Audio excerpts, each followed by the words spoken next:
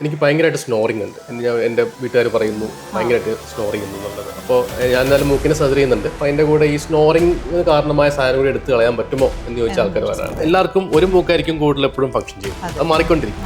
എന്നാൽ ഈ ഇഷ്യൂസ് ഉള്ള ആൾക്കാരിൽ അപ്പോൾ ഇങ്ങനെ ആയിരുന്നു നോർമലി നമ്മൾ ശ്വസിക്കേണ്ടത്. ഞാൻ ഇത്ര നാളും ഇങ്ങനെ ബ്ലോക്ക് ആയിട്ടാണ് ശ്വസിക്കുന്നത്. കറന്റ് സൈനസിന്റെ പ്രശ്നങ്ങളും ഈ റൈനോപ്ലാസ്റ്റി ചെയ്യുമ്പോൾ അതിന്റെ കൂടെ അഡ്രസ് ചെയ്യാൻ പറ്റുമോ? പ്ലാസ്റ്റിക് സർജറിയിൽ നമ്മൾ ഏറ്റവും കൂടുതൽ ഡീൽ ചെയ്യുന്ന ഒരു സ്ട്രക്ചറാണ് ഫേസ്. ഫേസിന്റെ സെന്ററായ ഒരു സ്ട്രക്ചറാണ് നോസ്. അതുകൊണ്ട് തന്നെ നോസിന്റെ സിംറ്റംസും അതിന്റെ കൺസേൺസ് ആയിട്ട് പലരും നമ്മുടെ അടുത്ത് വരാറുണ്ട്. ഇന്ന് നമ്മുടെ കൂടെ ഉള്ളത് ENT സർജൻ ഡോക്ടർ പൂജയാണ്. അപ്പോൾ ഇന്ന് നമ്മൾ സംസാരിക്കാൻ പോകുന്നത് നമുക്ക് എന്തൊക്കെ ചെയ്യാൻ പറ്റും എന്നുള്ളതും, അതായത് കോസ്മെറ്റിക്കലി ഭംഗി കൂട്ടാൻ വേണ്ടിയും അത് കൂടാണ്ട് തന്നെ മോർ ഇമ്പോർട്ടൻ്റ്ലി ഫങ്ഷണൽ, അതായത് ശ്വാസം എടുക്കാനുള്ള തടസ്സം മാറ്റാനും അങ്ങനത്തെ ഫങ്ഷണൽ ഇംപ്രൂവ്മെന്റിന് വേണ്ടിയുള്ള സർജറീസിനെ പറ്റിയാണ് ഡിസ്കസ് ചെയ്യുന്നത്. പല പേഷ്യൻസും ഹോസ്പിറ്റലിൽ വരുമ്പോൾ അവർക്ക് കൺഫ്യൂഷൻ ഉണ്ട്, ഞാൻ ആരെയാണ് കാണിക്കേണ്ടത് മൂക്കിന് വേണ്ടി, പ്ലാസ്റ്റിക് സർജറി ആണോ അല്ലെങ്കിൽ ENT സർജറി ആണോ? അതും കൂടി നമുക്കൊന്ന് ഡീകോഡ് ചെയ്യാം. നോസിൻ്റെ കൺസേൺ ആയിട്ട് വരുന്ന പലരുടെയും one of the most common doubt എന്താണെന്ന് വെച്ചാൽ, ഇപ്പോൾ മൂക്കിൻ്റെ സർജറി ചെയ്യാൻ പോവാണ്, അപ്പോൾ അത് ഭംഗിക്ക് വേണ്ടി ചെയ്യാൻ വരുന്നതായിരിക്കാം, ഭംഗി കൂട്ടാൻ വേണ്ടി. അപ്പോൾ അത് ചെയ്യുമ്പോൾ അതിൻ്റെ കൂടെ ഫങ്ഷണൽ ഇംപ്രൂവ്മെൻറ്റ് അത് ചെയ്യാൻ പറ്റുമോ എന്ന്. ഇപ്പോൾ അവർക്ക് ചിലപ്പോൾ ചിലരൊക്കെ പറയുന്നത് ഒരു ചെറിയ പൊടി തട്ടിയാൽ തന്നെ മൂക്ക് നമ്മൾ കടഞ്ഞു പോകും, രാത്രി കിടക്കുമ്പോൾ വാ തുറന്ന് ശ്വാസം എടുക്കേണ്ടി വരുന്നു മൂക്കിൻ്റെ അടപ്പ് കാരണം. അപ്പോൾ ആ ഫങ്ഷണൽ ഇംപ്രൂവ്മെൻറ്റ് അതും ഇതിൻ്റെ കൂടെ ഈ റൈനോപ്ലാസ്റ്റിയുടെ കൂടെ ചെയ്യാൻ പറ്റുമോ എന്നുള്ളതാണ് വളരെ കോമൺ ആയ ഡൗട്ട്. അതിനെപ്പറ്റി എന്ത്? ENTയുടെ അടുത്ത് സാധാരണ എല്ലാവരും വരുന്നത് മൂക്കടപ്പ് എന്നുള്ളതാണ് പ്രശ്നം. അപ്പോൾ അതിൻ്റെ കൂടെ അവർ ചോദിക്കും ഷേപ്പും കൂടെ ശരിയാക്കി തരുമോ, അപ്പോൾ കുറച്ചുകൂടെ ഭംഗി കൂടില്ലേ, അങ്ങനെ ഒരു വലിയ സംശയമുണ്ടല്ലോ. അപ്പോൾ ഈ മൂക്കടപ്പിന് നമുക്ക് കുറേ കാരണങ്ങളുണ്ട്. അതിലൊന്നെന്ന് പറഞ്ഞാൽ നമ്മുടെ മൂക്കിൻ്റെ പാലം വളഞ്ഞിരിക്കുക. അപ്പോൾ ചിലപ്പോൾ അത് പുറത്തുനിന്ന് നോക്കുമ്പോൾ തന്നെ കാണുന്ന ഒരു വളവായിരിക്കും, ഒരു സൈഡിലോട്ട് ബെൻഡായിട്ടിരിക്കുക, ചിലപ്പോൾ ഒരു ഹമ്പ് പോലെ കുറച്ച് പൊങ്ങി ഇരിക്കുക, ഏറ്റവും ഫ്രണ്ടിൽ മാത്രം ഒരു ഡീവിയേഷൻ വരിക, അങ്ങനെ പല ഷേപ്പ് ഡിഫറൻസും ഉണ്ടാവും. അപ്പോൾ അങ്ങനെയുള്ള ഷേപ്പ് ഡിഫറൻസസ് കറക്റ്റ് ചെയ്യുമ്പോൾ ഞങ്ങൾ തന്നെ പറയും പ്ലാസ്റ്റിക് സർജനെയും കൂടെ കാണിച്ച് അങ്ങനെ ഒരുമിച്ച് എക്സ്റ്റേണലിയും കൂടെ ഷേപ്പ് കറക്റ്റ് ചെയ്യുമ്പോൾ നമ്മൾ അങ്ങനെയാണ് എപ്പോഴും ചെയ്യുന്നത്. അത് കൂടാതെ മൂക്കടപ്പിന് വേറെയും കുറേ കാരണങ്ങളുണ്ട്. മൂക്കിനുള്ള ദശയുടെ വണ്ണം കുട്ടികൾക്കാണെങ്കിൽ വേറെ ആസ്പെക്റ്റ് ആണ്. വലിയ ആൾക്കാർക്ക് മെയിൻലി മൂക്കിൽ ടെർബിനേറ്റ്സ് എന്ന് പറഞ്ഞ മൂക്കിൽ കുറച്ച് സ്വെല്ലിങ്സ് ഉണ്ട്, ഒരു 3 എണ്ണം വെച്ച് ഓരോ മൂക്കിലും ഉണ്ട്. അത് നല്ലവണ്ണം വളർന്നു നിൽക്കുമ്പോൾ അത് തന്നെ ഒരു റീസൺ ആണ് ഈ മൂക്കടപ്പിൻ്റെ. ചിലർക്ക് പാലത്തിൻ്റെ വളവ് മാത്രമായിരിക്കും, ചിലർക്ക് അതിനൊപ്പം ദശ ഉണ്ടാവും, ചിലർക്ക് ദശ മാത്രമായിരിക്കും. ഇപ്പം നമ്മൾ ഈ പ്ലാസ്റ്റിക് സർജറിയും കൂടി ചേർന്ന് ഒരുമിച്ച് നമ്മൾ അത് സർജറി ചെയ്ത് എക്സ്റ്റേണലി ഷേപ്പും അതിനൊപ്പം ഞങ്ങൾ ENT ചെയ്യുന്നത് ഞങ്ങൾ ആ ബെൻഡായിട്ടിരിക്കുന്ന പാർട്ട് കറക്റ്റ് ചെയ്യും, എന്നിട്ട് ഈ ദശയുടെ സൈസും കുറയ്ക്കും. അതാണ് ചെയ്യുക. അപ്പോൾ അവർക്ക് ഫങ്ഷണലിയും നല്ല ഇമ്പ്രൂവ്മെന്റ് കിട്ടും. ഇവരുടെ ഒരു ഡൗട്ട് എന്താന്ന് വെച്ചാൽ, ഞാനിപ്പോൾ ആദ്യം ഈ ഫങ്ഷണൽ സെപ്റ്റോപ്ലാസ്റ്റി ചെയ്തിട്ട് കുറച്ച് നാൾക്ക് ശേഷം പിന്നെ റൈനോപ്ലാസ്റ്റി ചെയ്യണോ, അതോ ആദ്യം റൈനോപ്ലാസ്റ്റി ചെയ്യണോ, അത് രണ്ടും ഒരുമിച്ച് ചെയ്യണം എന്നുള്ള ഡൗട്ടാണ്. അപ്പോൾ അതിനെപ്പറ്റി എന്ത് പറയുന്നു? ഇത് പലരും ചോദിക്കുന്ന ഒരു ക്വസ്റ്റ്യൻ ആണ്. മെയിൻലി പലർക്കും ഇൻഷുറൻസ് അങ്ങനെ പല റീസൺസ് ഉണ്ടാവും അതിന് പിന്നിൽ. കാരണം പ്ലാസ്റ്റിക് സർജറി ഒരു കോസ്മെറ്റിക് ഭംഗി കൂട്ടാൻ എന്നുള്ള ഒരു എലമെന്റ് ആണല്ലോ. അപ്പോൾ അതുകൊണ്ട് ഫങ്ഷണലി ഞങ്ങൾ ആദ്യം ചെയ്തിട്ട് പിന്നീട് വന്നത് കറക്റ്റ് ചെയ്താൽ മതിയോ എന്ന് ചോദിക്കാറുണ്ട്. അപ്പം ഞങ്ങൾ പറയും എന്തായാലും ഇത് ചെയ്ത് കഴിഞ്ഞുള്ള ബുദ്ധിമുട്ടുകളും എല്ലാം ഒരേപോലെയാണ് വരുന്നത്. ഒരു 1 വീക്കിനുള്ളിൽ നമ്മൾ നീരെല്ലാം കുറഞ്ഞ് മൂക്ക് ഓക്കെ ആവും. അപ്പം ചെയ്യുമ്പം ഒരുമിച്ച് തന്നെ ചെയ്യണം എന്ന് ഞങ്ങൾ പറയാറുണ്ട്. മോസ്റ്റ്ലി ഉള്ളവർക്കൊക്കെ അത് മനസ്സിലായി അങ്ങനെ തന്നെയാണ് ചെയ്യാറ്. ഒരുമിച്ച് ചെയ്യുന്നതിന്റെ ഗുണം എന്ന് പറഞ്ഞാൽ, ഇപ്പോൾ ഡോക്ടർ പൂജ ഇപ്പോൾ അതിന്റെ സെപ്റ്റോപ്ലാസ്റ്റിയുടെ സെപ്റ്റം എടുക്കുമ്പോൾ റിമൂവ് ചെയ്യുമ്പോൾ മീൻസ് ഇന്നർ പാർട്ട് റിമൂവ് ചെയ്യുമ്പോൾ ഈ റൈനോപ്ലാസ്റ്റി നമ്മൾ ചെയ്യുന്ന സമയത്ത് ഈ സെപ്റ്റം ഒരു സ്ട്രക്ചറൽ സപ്പോർട്ട് പോലെ, ഒരു ഗ്രാഫ്റ്റ് പോലെ വെച്ചിട്ട് നമുക്ക് മൂക്കിന് സ്ട്രെങ്ത് കൊടുക്കാൻ പറ്റും റൈനോപ്ലാസ്റ്റി സമയത്ത്. അപ്പോൾ ആക്ച്വലി രണ്ടും ഒരുമിച്ച് ചെയ്താൽ അഡ്വാൻറ്റേജ് എന്ന് പറഞ്ഞാൽ ഒറ്റ അനസ്തീഷ്യയിൽ ഒറ്റ ഓപ്പറേഷനിൽ സാധനങ്ങൾ കഴിയുന്നു. റിക്കവറി ഓൾമോസ്റ്റ് രണ്ടിനും സെയിം ആണ്. അപ്പോൾ എന്തിന് 2 ഓപ്പറേഷൻ ചെയ്ത് റിക്കവറി ഇരട്ടിയാക്കണം? ഒരേപോലെ ഒരുമിച്ച് ചെയ്താൽ രണ്ടിന്റെയും റിക്കവറി ഒരുമിച്ച് അങ്ങ് ഒറ്റയടിക്ക് തീരും. ആൻഡ് തേർഡ് തിങ് ഈസ്, നമ്മൾ ഈ ഗ്രാഫ്റ്റ് നമുക്ക് എടുക്കുമ്പോൾ അതേ ഓപ്പറേഷൻ തന്നെ നമുക്ക് അത് സപ്പോർട്ടിന് വേണ്ടി ഉപയോഗിച്ചിട്ട് മൂക്കിന്റെ ഷേപ്പ് കുറച്ചുകൂടി ബെറ്റർ ആക്കാൻ പറ്റും. ഇപ്പൊ സപ്പോസ് സെപ്റ്റോപ്ലാസ്റ്റി ആദ്യം ചെയ്തിട്ട് ഒരു 2-3 മാസം കഴിഞ്ഞാണ് ഇത് റൈനോപ്ലാസ്റ്റിക്ക് വരുന്നതെങ്കിൽ നമുക്ക് ആ സെപ്റ്റം പിന്നെ അവിടെ നിന്ന് എടുക്കാൻ പറ്റില്ല, കാരണം ഓൾറെഡി അത് റിമൂവ് ചെയ്തിട്ടുണ്ട്. അപ്പോൾ നമുക്ക് വേറെ സ്ഥലത്തു നിന്ന് കാർട്ടിലേജ് എടുക്കേണ്ടി വരും, ലൈക്ക് ചെവിയുടെ ബാക്കിലോ അല്ലെങ്കിൽ ഇത്. അപ്പോൾ ജനറലി വി പ്രിഫർ ദാറ്റ് ഒരുമിച്ച് ചെയ്യുന്നതാണ് നമ്മൾ സാധാരണ പ്രിഫർ ചെയ്യുന്നത്. പലരും ഇതും ചോദിക്കാറുണ്ട്, ഒരുമിച്ച് ചെയ്തുകൊണ്ടും രണ്ടാഴ്ച കൊണ്ട് എന്താ വ്യത്യാസം എന്നുള്ളൊരു ക്വസ്റ്റ്യൻ വരാറുണ്ട്. അപ്പം നമ്മളിത് പറയാറുണ്ട്, ഒരുമിച്ചാകുമ്പോൾ ആ കാർട്ടിലേജ് നമുക്ക് അങ്ങനെ എടുക്കാൻ പറ്റും. നമ്മൾ എടുത്ത് മാറ്റി കഴിഞ്ഞാൽ പിന്നെ വേറൊരു സ്ഥലത്തു നിന്ന് തന്നെ എന്തായാലും എടുക്കേണ്ടി വരും. പറയാം, അത് എന്തായാലും ഒരു മെയിൻ കൺസേൺ ആയിട്ട് എല്ലാവർക്കും ആ എക്സ്റ്റേണൽ ബ്യൂട്ടി, ആ ഒരു ഷേപ്പും മൂക്കടപ്പും ഒരുമിച്ച് നമുക്ക് മാറ്റാം എന്നുള്ളതാണ് ഈ സെപ്റ്റോ റൈനോപ്ലാസ്റ്റിയുടെ ഒരു അഡ്വാൻറ്റേജ്. 2 ഭാഗത്തേക്കും അതുണ്ടല്ലോ, ഒരു പാലം പോലെയാണ്. കാരണം നമ്മുടെ അടുത്ത് ഷേപ്പിന് വേണ്ടി വരുന്ന ആൾക്കാര് എനിക്കൊരു ബ്രീത്തിങ് ഇഷ്യൂ ഉണ്ട്, അപ്പോൾ അത് കറക്റ്റ് ചെയ്യാൻ പറ്റുമോ എന്ന് ചോദിക്കുമ്പോൾ നമ്മൾ സാധാരണ ചെയ്യുന്നത് വി സെൻഡ് ടു യു, എന്നിട്ട് അത് ഫുൾ അസസ് ചെയ്തിട്ട് ഇവാലുവേറ്റ് അകത്ത് നോക്കി ദശ വളർച്ചയുണ്ടോ സെപ്റ്റോ പ്രശ്നമുണ്ടോ നോക്കിയിട്ട് CT ആവശ്യമുണ്ടെങ്കിൽ അതും എടുത്തിട്ട് എന്നിട്ടാണ് നമ്മൾ ഒരുമിച്ച് സർജറിയിലേക്ക് പോകുന്നത്. ഒരുമിച്ച് ചെയ്യുന്നതിന്റെ ഗുണം ഇസ് ഇത്, ഒന്ന് recovery time, second is pain. ഒരുമിച്ച് ഒരേപോലെ പെയിൻ അനുഭവിച്ചാൽ മതി, രണ്ടിനും കൂടി പെയിൻ കൂടുന്നില്ല. ഈ പെയിനും ആ പെയിനും കൂടി കൂടുതൽ പെയിൻ വരുന്നില്ല, പെയിൻ ഈസ് സെയിം. ആൻഡ് ഇൻഷുറൻസിന്റെ കാര്യങ്ങൾ ഒബ്വിയസ്ലി, കാരണം ഇത് ചെയ്യുമ്പോൾ സെപ്റ്റോപ്ലാസ്റ്റി ഡോക്ടർ പൂജ ചെയ്യുന്ന ആ സെപ്റ്റോപ്ലാസ്റ്റി ഭാഗം ആൻഡ് ഈ ദശവളർച്ചയുടെ ഭാഗമൊക്കെ മിക്കവാറും ഇൻഷുറൻസിൽ കവേർഡ് ആവുന്നില്ല, നമ്മുടെ ഭാഗത്ത് കവേർഡ് ആവുന്നില്ല. അപ്പോൾ അതും അവർക്ക് ഒരു കൺസേൺ ആണ്. ഇതും അതുകൂടി കമ്പൈൻ ചെയ്താൽ പലരും അതും ചോദിക്കാറുണ്ട്, അങ്ങനെയാണ് ഇൻഷുറൻസ് കിട്ടുമോ എന്നുള്ളത്. പക്ഷെ യൂഷ്വലി സെപ്റ്റോപ്ലാസ്റ്റിയുടെ ആൻഡ് ആ ഭാഗം ഇൻഷുറൻസിൽ കവേർഡ് ആവും. അപ്പോൾ റൈനോപ്ലാസ്റ്റിന്റെ കൂടെ ചെയ്യുന്നതുകൊണ്ടിട്ട് ആ സെപ്റ്റോപ്ലാസ്റ്റി റിജക്ട് ആവുന്നില്ല. ഇൻഫാക്ട് ഒരുമിച്ച് ഓപ്പറേഷൻ ചെയ്യുമ്പോൾ ആ റൂം റെന്റും നഴ്സിംഗ് ചാർജും മരുന്നുകളും എല്ലാം അതിനുള്ളിൽ സെപ്റ്റോപ്ലാസ്റ്റിയുടെ ഇൻഷുറൻസിൽ കവേർഡ് ആവുമ്പോൾ ആക്ച്വലി റൈനോപ്ലാസ്റ്റിയുടെ കോസ്റ്റും ഇൻ എഫക്റ്റ് കുറയാണ് ചെയ്യുന്നത്. പ്ലാസ്റ്റി ചെയ്യുമ്പോൾ ചില ആൾക്കാർ ചോദിക്കാറുണ്ട് സൈനസിന്റെ റിക്കറന്റ് ഇഷ്യൂസ് വരാറുണ്ട്. അതായത് മൂക്കട പോലെ അല്ലെങ്കിൽ തലവേദന പോലെയോ അല്ലെങ്കിൽ മൊത്തം വിങ്ങല് പോലെ ചിലപ്പോൾ പനിയായിട്ടൊക്കെ വരാം. അപ്പോൾ ഈ റിക്കറന്റ് സൈനസിന്റെ പ്രശ്നങ്ങളും ഈ റൈനോപ്ലാസ്റ്റി ചെയ്യുമ്പോൾ അതിന്റെ കൂടെ അഡ്രസ് ചെയ്യാൻ പറ്റുമോ എന്ന് ചോദിക്കാറുണ്ട്. അത് എങ്ങനെയാണെന്ന് വെച്ചാൽ നമ്മുടെ ഈ സൈനസിൽ നിന്നും മൂക്കിനുള്ളിലേക്കാണ് കഫം ഡ്രെയിൻ ചെയ്ത് വരുന്നത്. അപ്പോൾ ഈ കഫം ഡ്രെയിൻ ചെയ്ത് വരുന്ന സ്ഥലത്തേക്ക് മൂക്കിന്റെ പാലം വളഞ്ഞിരിക്കുകയാണ്, അല്ലെങ്കിൽ ഈ ടെർബിനേറ്റ്സ് വന്ന് ഒബ്സ്ട്രക്ട് ചെയ്തിരിക്കുകയാണെന്നുണ്ടെങ്കിൽ പ്രോപ്പറായിട്ട് സൈനസിൽ നിന്ന് ഡ്രെയിനേജ് നടക്കില്ല, സ്റ്റക്കായിട്ട് അവിടെ ഇരിക്കും. അപ്പോൾ അതുകൊണ്ട് നമ്മളിപ്പം നെയ്സൽ സ്പ്രേ ഒക്കെ മെഡിസിനായിട്ട് കൊടുത്താലും ഇതൊരു മെക്കാനിക്കൽ ഒബ്സ്ട്രക്ഷൻ തന്നെയാണല്ലോ. അപ്പോൾ അത് കാരണം അത് മാറ്റാതെ നമുക്ക് സൈനസ് ഓപ്പൺ ആയി കിട്ടില്ല. അപ്പോൾ പലപ്പോഴും ഈ സൈനസൈറ്റിസും കൂടെ ഈ നെയ്സൽ പാലത്തിന്റെ വളവിന്റെ ഒപ്പം സൈനസൈറ്റിസും കൂടെ ഉണ്ടെങ്കിൽ അത് ഈ സെപ്റ്റോ റൈനോപ്ലാസ്റ്റിയിൽ പലപ്പോഴും കറക്റ്റായി കിട്ടും. ബ്ലോക്ക് മാറുന്നത് കൊണ്ട് സൈനസും ക്ലിയർ ആയി കിട്ടും, ഡ്രെയിനേജ് പ്രോപ്പറായിട്ട് നടക്കും.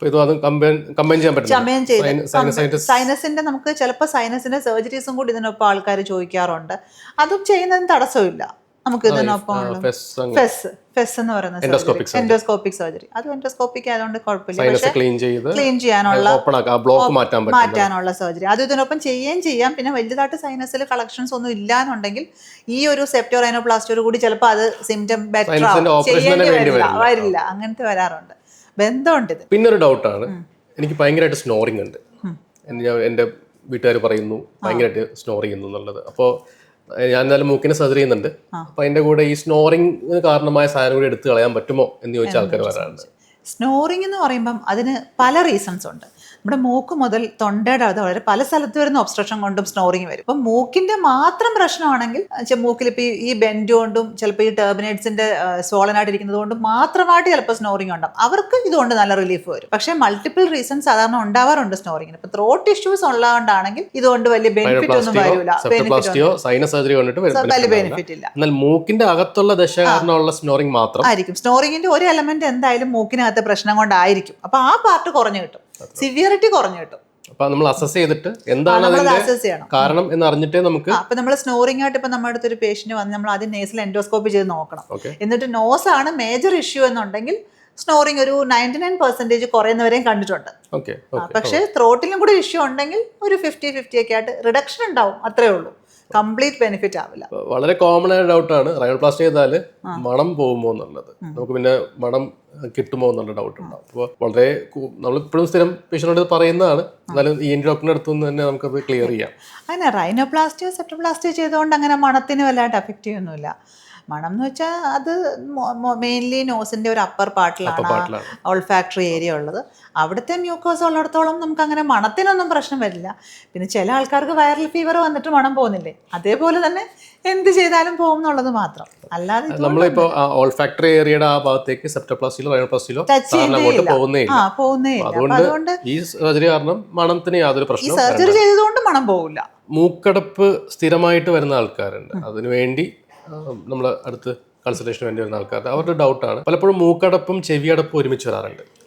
അപ്പോൾ മൂക്കടപ്പ് ശരിയാക്കുന്നതിൻ്റെ കൂടെ, അതായത് സെപ്റ്റോപ്ലാസ്റ്റിയോ അല്ലെങ്കിൽ റൈനോപ്ലാസ്റ്റിയോ ചെയ്യുമ്പോൾ അതിന് ചെവി അടപ്പ് മാറ്റാൻ പറ്റുമോ എന്നുള്ളത്. എന്നുള്ളത് അതൊരു സ്ഥിരം പ്രശ്നമാണ്. ചില ആൾക്കാർക്ക് നമ്മൾ ചെവിയിൽ റിക്കറന്റ് ഇൻഫെക്ഷൻ ആയിട്ടൊക്കെ നമ്മുടെ അടുത്ത് വരിക. നമ്മൾ കൂടുതൽ ചോദിക്കുമ്പോഴായിരിക്കും ഈ മൂക്കടപ്പ് വരുന്നത് തന്നെ അവർ ഫാക്ടറായിട്ട് പറയുന്നത് തന്നെ. എപ്പോഴും നമുക്ക് ഈ മൂക്കും ചെവിയും തമ്മിൽ നമുക്ക് കണക്റ്റഡ് ആണല്ലോ.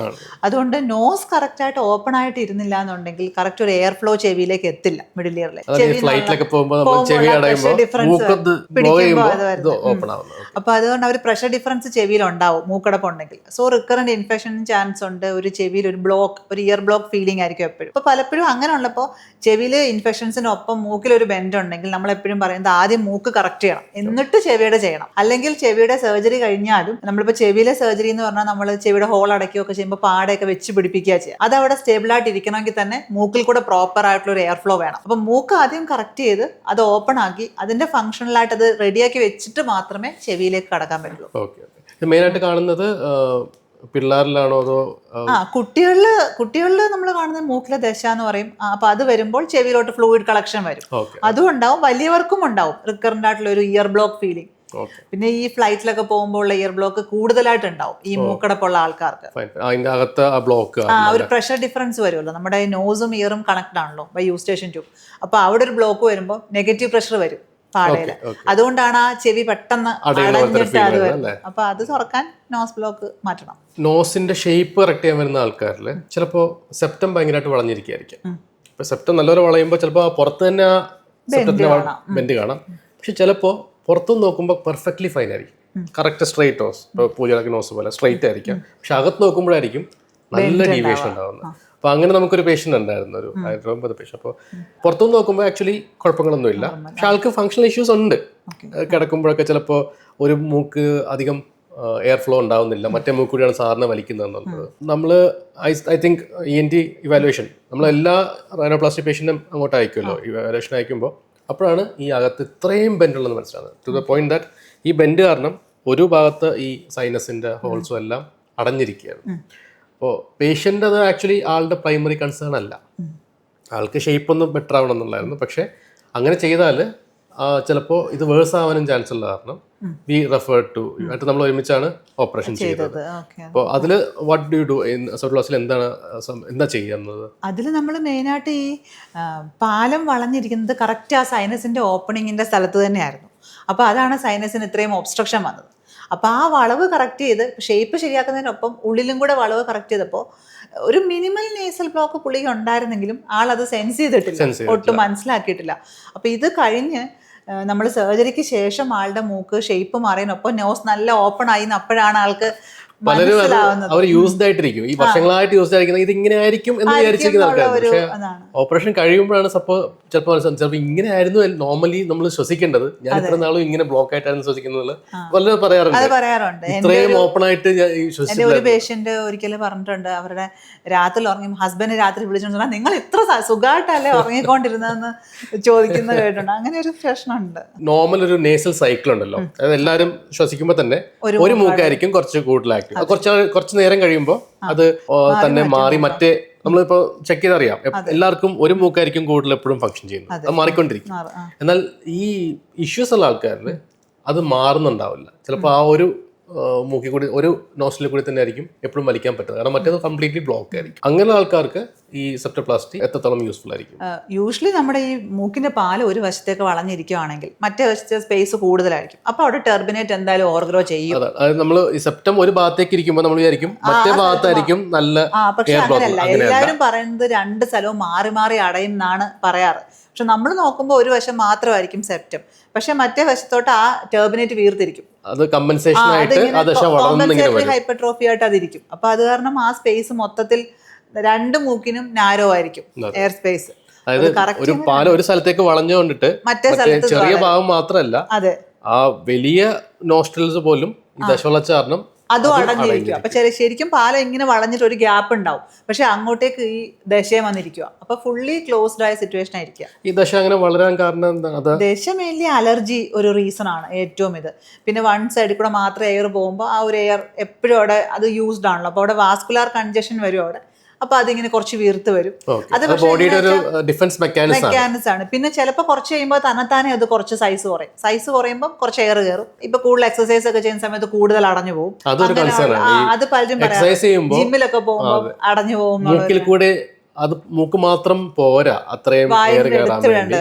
നോർമലി ബാക്കി ആൾക്കാർക്ക് കുഴപ്പമില്ലാത്ത സിറ്റുവേഷനിൽ പോലും ഇവർക്ക് വാ തുറന്ന് ശ്വാസം സ്റ്റെപ്പ് ഒക്കെ ഒന്ന് കയറി കാണുമ്പോൾ തന്നെ അണയ്ക്കുമ്പോൾ വാ തുറന്ന് ശ്വാസം എടുക്കേണ്ട പോലത്തെ ഒരു അവസ്ഥ ഇവൻ ചെറുപ്പക്കാരിലും. അതെ, അത് മൂക്കടപ്പിന്റെ ഒരു പ്രശ്നമാണത്. മെയിനായിട്ട് ജിമ്മിൽ പോകുന്ന ആൾക്കാർ കുറെ വരാറുണ്ട്.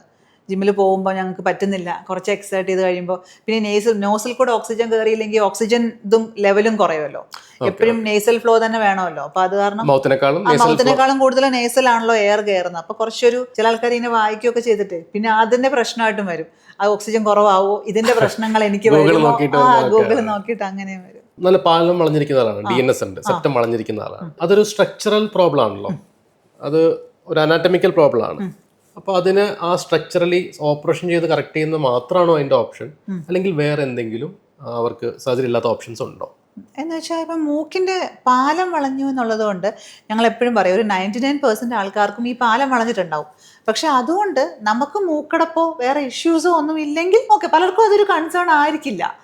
അവർ ചിലപ്പോൾ അടഞ്ഞായിരിക്കും ഇരിക്കുക, അതൊന്നുണ്ട്. പക്ഷെ പാലം വളവിന് അത് എല്ലാം ആയതുകൊണ്ട് അത് വളവിന് നമുക്ക് സർജറി അല്ലാണ്ട് വേറെ ഒന്നുമില്ല. കറക്ഷൻ മൂക്കടപ്പ് വരുന്നതെങ്കിൽ നമുക്ക് സർജറി അല്ലാണ്ട് വേറെ വഴിയില്ല. പക്ഷെ ബാക്കി അലർജിയോ ചിലർക്ക് ഈ ടെർബിനേറ്റ്സ്, ഞാൻ നേരത്തെ പറഞ്ഞ പോലെ ചിലപ്പോൾ അലർജി വരുമ്പോൾ ടെർബിനേറ്റ്സ് വീർത്തിരിക്കും. അങ്ങനെയൊക്കെ വരുവാണെങ്കിൽ നമ്മൾ ആദ്യം നേസൽ സ്പ്രേയും ആന്റി അലർജിക് മെഡിസിൻസ് ഒക്കെ കൊടുക്കും.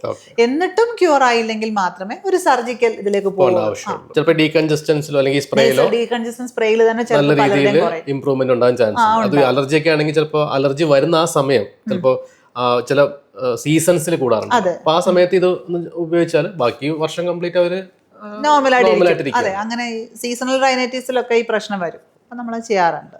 ഇൻസ്റ്റാഗ്രാമിൽ വളരെ കോമൺ ആയിട്ട് ഇപ്പോൾ ഫീഡിൽ കയറി വരുന്ന സാധനമാണ് മാഗ്നറ്റിക് സ്ട്രിപ്പ്. അതായത് ഒരു ബ്ലാക്ക് സാധനം ഇങ്ങനെ മൂക്കിന്റെ ഇങ്ങനെ വെച്ചിട്ട് അകത്ത് മാഗ്നറ്റ് വെക്കുമ്പോൾ ഇത് വിടർത്തുന്നു, മൂക്ക് പെട്ടെന്ന് വിടരുന്നു, മൂക്കിന്റെ ഓട്ട സൈസ് കൂടുന്നു.